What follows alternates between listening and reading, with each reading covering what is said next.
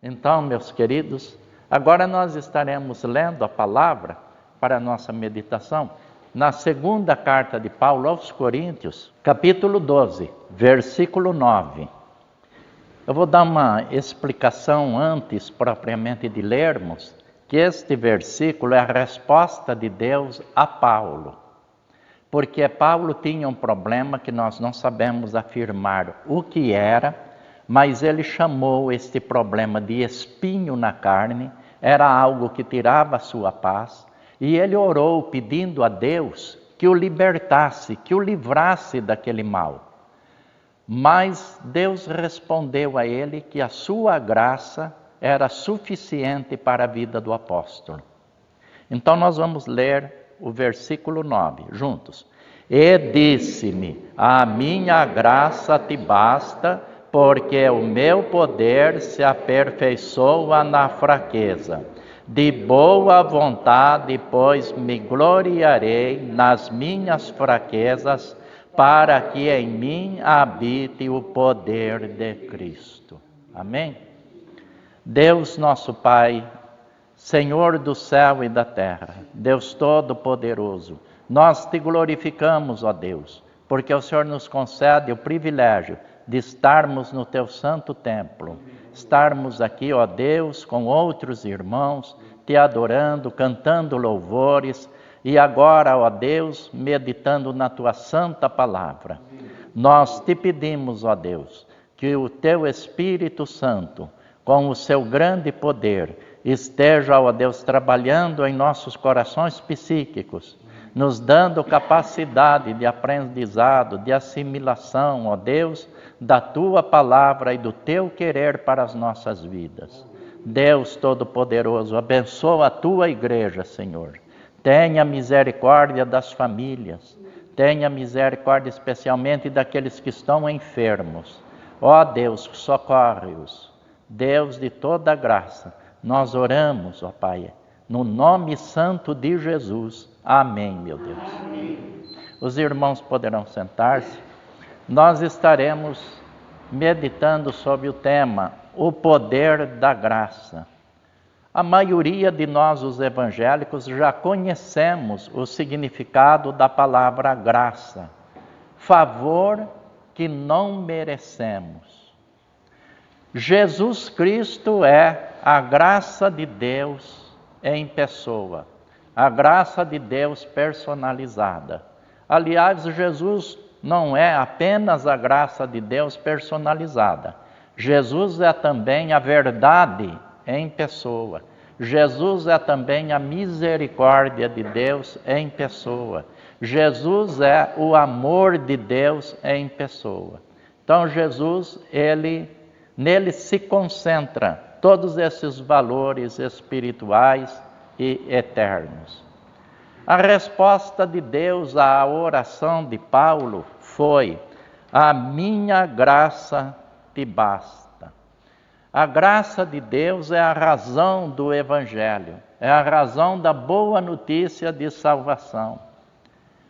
Ela nos faz entender a boa vontade de Deus em nos dar a vida eterna. Sua graça exclui todos os méritos humanos. Em Jeremias 10, 24, a Bíblia diz: aquele que gloriar-se, glorie-se nisto, em me conhecer e saber que eu sou o Senhor, e que faço beneficência, justiça e juízo na terra, e me agrado destas coisas. Que bênção maravilhosa! Você já viu ou conversou com alguém que gosta de gloriar-se? Às vezes até no nosso meio evangélico, dentro das nossas igrejas evangélicas, das nossas igrejas batistas, há pessoas que gostam de gloriar-se, falar das suas proezas. Mas a Bíblia está dizendo: aquele que gloriar-se, glorie-se nisto, em me conhecer e em saber que eu sou o Senhor e que faço beneficência, porque o nosso Deus é bom. O salmista, lá no Salmo 73, ele começa o salmo dizendo: verdadeiramente bom é Deus para com Israel. Isso significa, verdadeiramente bom é Deus para com o seu povo. Paulo, escrevendo na primeira carta aos Coríntios, no capítulo 1, versículo 26 e 27, disse assim: não são muitos os sábios, não são muitos os nobres, os entendidos, que Deus chamou para a salvação. Deus escolheu as coisas loucas deste mundo para confundir as sábias, as fracas para confundir as fortes. E no versículo 25, nós encontramos a oração do Senhor Jesus, lá em Mateus 11. Graças te dou, ó Pai, Senhor do céu e da terra, que ocultaste estas coisas aos sábios e entendidos, e as revelaste aos pequeninos. Sim, ó Pai, porque assim te aprouve. Glória a Deus. Nós entendemos então o poder da graça de Deus. O poder da sua graça atinge todas as pessoas, em todos os níveis sociais, em todos os níveis acadêmicos, culturais. A graça de Deus nos busca e nos traz para bem pertinho dele, para estarmos na sua santa presença. Precisamos sempre saber discernir a graça de Deus. A graça de Deus não é licença para a prática do pecado. Os romanos, eles pensaram que a graça de Deus era licença para praticar o pecado. Era uma oportunidade deles pecarem para sentirem a graça de Deus. Porque quando Paulo explicou para eles que a graça de Deus é transbordante para conosco, para com todo ser humano, a graça de Deus nos alcança, ele estende a sua graça a todos nós. Aí os romanos entenderam, na sua cultura, na sua maneira de pensar, porque Roma era uma grande cidade, era a capital do império, e os irmãos todos sabem que os grandes centros, as grandes cidades, são bastante propícias à prática dos pecados, todo tipo de pecado. Aliás, pessoas preferem habitar as grandes cidades porque elas se sentem mais à vontade para a prática de determinadas ações, determinados atos. E aqueles irmãos, aqueles que habitavam ali em Roma, capital do império, não era diferente. Então eles entenderam, já que a graça de Deus é suficiente, é transbordante, então vamos praticar muitos pecados para que a graça de Deus seja maior ainda na nossa vida, ou nas nossas vidas, né? Aí Paulo escreve no capítulo 6 da carta aos Romanos, dizendo assim: que diremos, pois? Permaneceremos no pecado para que a graça abunde, ou seja, para que a graça seja transbordante? De modo nenhum. Nós que estamos mortos para o pecado, como viveremos ainda nele? Então Paulo faz esta observação. A graça de Deus, ela não é uma licença, ela não traz liberdade para que eu, através deste direito da sua graça, venha praticar muitos pecados para que a sua graça seja abundante no meu viver. De modo nenhum. Nós precisamos ter esse cuidado, que a graça de Deus, ela não é uma alternativa para mim pecar, para você pecar. Mas a graça de Deus que nos alcançou deve ser um motivo de sempre nós estarmos glorificando o seu nome, agradecendo a Ele pelo privilégio de sermos alcançados através do seu santo evangelho E Ele nos deu então, através de Jesus Cristo, uma nova vida. Ele nos deu então uma oportunidade de salvação. Ele concedeu para nós o perdão das nossas ações ruins, malignas. Um escritor disse que os cristãos atuais se dividem em dois grupos: os liberais, que vivem descomprometidos com Deus, esquecidos da justiça de Deus. E os outros são os legalistas, que acreditam, que confiam que as muitas regras religiosas vão trazer-lhes o direito da vida eterna e da salvação. Por esta razão, nós vemos aí o povo evangélico vivendo dois extremos. Aqueles que criaram uma infinidade de regras para os fiéis, não pode isso, não pode aquilo, não pode aquilo, não pode aquilo. Tem uma denominação aí que criou até um livro paralelo que caminha junto à Bíblia, que os fiéis têm que observar. Eles usam a Bíblia e usam aquele livro também de regras. O que a igreja permite e o que não permite. A Bíblia não é suficiente. Então isso não é bom. Porque nós ficamos nos dois extremos. Essa é a tendência do ser humano. Ou além ou aquém. E outros já pregam liberdade.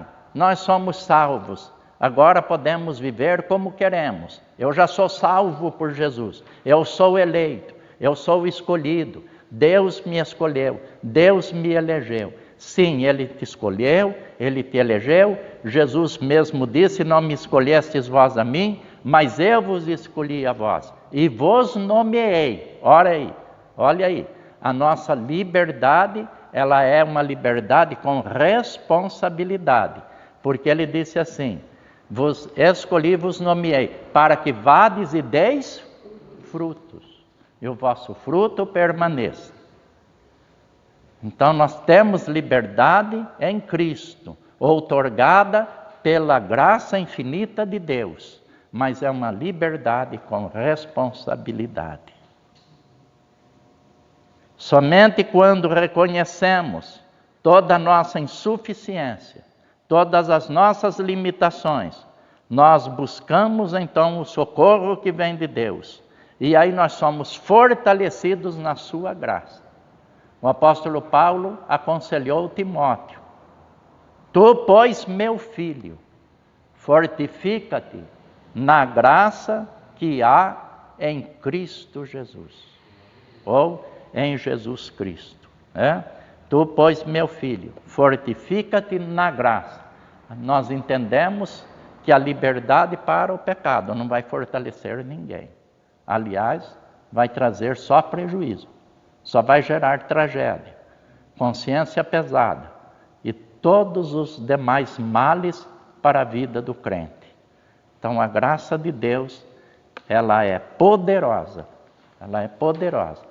para trazer consolo, conforto, vida, sem o crente precisar de lançar mão de subterfúgios que estão aí mais para honrar o maligno do que a Deus.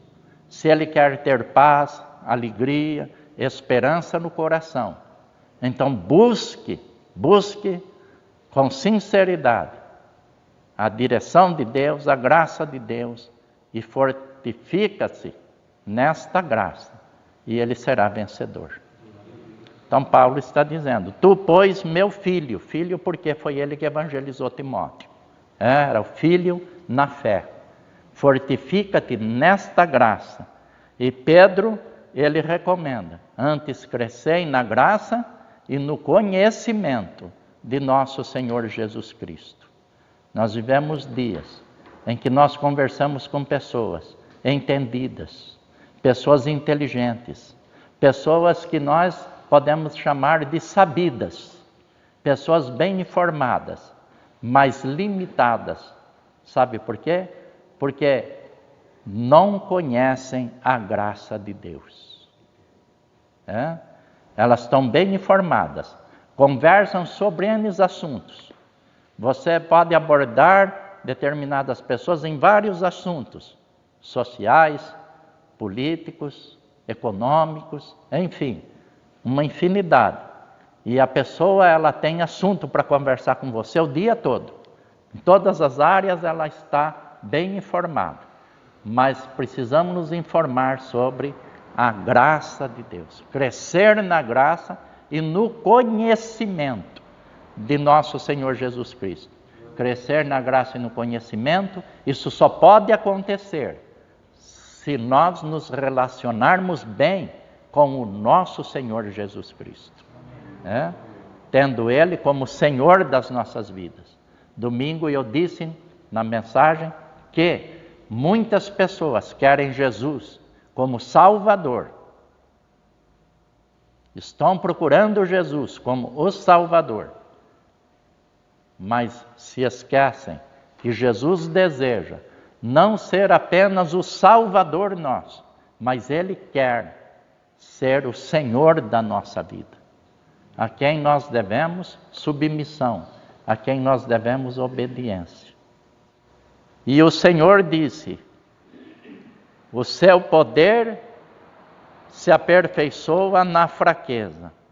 Fraqueza aqui não significa o prazer de pecar, mas sentir-se ilimitado, impotente. Sentir-se então suas limitações, a sua impotência diante da força do pecado, porque o pecado nos escraviza, ele nos subjuga.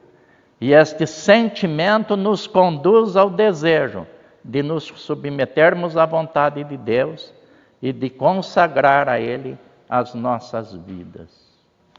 Deus deseja nos fortalecer com o seu poder. E a palavra de Deus, domingo de manhã, falando com a igreja, Paulo disse à igreja de Éfeso: no demais, irmãos meus, fortalecei-vos no Senhor e na força do seu poder. Em Atos 1:8, Jesus Cristo falou lá em Lucas que os discípulos deviam ficar em Jerusalém, até eles serem revestidos de poder, com a vinda do Espírito Santo, a inauguração do seu ministério sobre a terra. Eles deviam ficar em Jerusalém, mas com uma finalidade: para receberem poder e serem testemunhas do Senhor Jesus. E Lucas, que também é o escritor do livro de Atos, ele narra lá no capítulo 1, no versículo 8: mas recebereis a virtude do Espírito Santo que há de vir sobre vós, e ser-me-eis testemunhas, tanto em Jerusalém, como em toda a Judéia, Samaria e até os confins da terra. Então a graça de Deus, ela gera em nós poder para testemunhar do Evangelho, poder para depormos a favor de Jesus Cristo e do seu reino na terra. Não é isso que nós oramos na oração do Pai Nosso? Venha a nós o teu reino. E Jesus Cristo, quando começou a pregar o Evangelho, lá em Marcos 1, versículo 14 e 15, a Bíblia diz, Jesus Cristo começou a pregar dizendo: arrependei-vos, porque é chegado o reino dos céus. É chegado. E esse reino veio na pessoa do Senhor Jesus Cristo. E nós, quando nos apropriamos da graça de Deus, nós recebemos virtude do Espírito Santo para testemunharmos do Senhor. O salmista, no Salmo 105, no versículo 4, ele disse: buscai ao Senhor e a sua força, buscai a sua face continuamente. Não é alguns dias, não são algumas semanas, mas é continuamente. Buscai ao Senhor e a sua força, buscai continuamente. A Bíblia, lá em Apocalipse 22, 21, termina dizendo assim: a graça de nosso Senhor Jesus Cristo seja com todos vós. Olha que bênção, que maravilha. A Bíblia encerra, a Escritura encerra dizendo: a graça de nosso Senhor Jesus Cristo seja com todos vós, para que os pecadores se convertam e os convertidos permaneçam. O comprometimento com o pecado dos crentes atuais revela a pobreza da graça de Deus em suas vidas, disse um escritor. Olha que coisa séria. Os crentes atuais, comprometidos com o pecado. Você conhece? Você conhece membros das nossas igrejas evangélicas? Pessoas que frequentam nossas igrejas evangélicas e que vivem uma vida comprometidos com o pecado. Profundamente comprometidos com o pecado. Aí o escritor disse, revela a pobreza da graça de Deus em suas vidas. Que eles têm mais prazer no pecado do que na vontade de Deus. E ele vai mais longe dizendo, espiritualmente essas pessoas estão vivendo abaixo da linha da miséria. Nós sabemos o que é viver socialmente abaixo da linha da miséria. No Brasil nós temos hoje, após a pandemia, aproximadamente 20 milhões de pessoas que estão vivendo abaixo da linha da miséria. Olha, isso é muito sério. Quando nós paramos para pensar sobre esse assunto, é muito sério. Porque a pessoa é pobre, aí ela é paupérrima, e aí ela está vivendo abaixo da linha da miséria. Chegou na miséria, e aí não tem mais para onde ir, ela está abaixo da linha da miséria.